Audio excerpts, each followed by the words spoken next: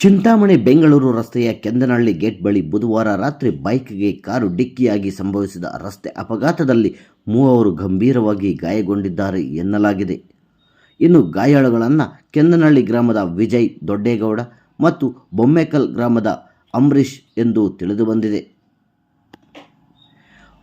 3 ಜನರು ಒಂದೇ ಬೈಕ್ನಲ್ಲಿ ಕೆಲಸ ಮುಗಿಸಿಕೊಂಡು ಚಿಂತಾಮಣಿಯಿಂದ ಸ್ವಗ್ರಾಮಕ್ಕೆ ಹೋಗುತ್ತಿದ್ದಾಗ ಕೆಂದನಹಳ್ಳಿ ಗೇಟ್ ಬಳಿಯ ತಿರುವಿನಲ್ಲಿ ಬೆಂಗಳೂರು ಕಡೆಯಿಂದ ಬಂದ ಕಾರು ಡಿಕ್ಕಿ ಹೊಡೆದಿದೆ.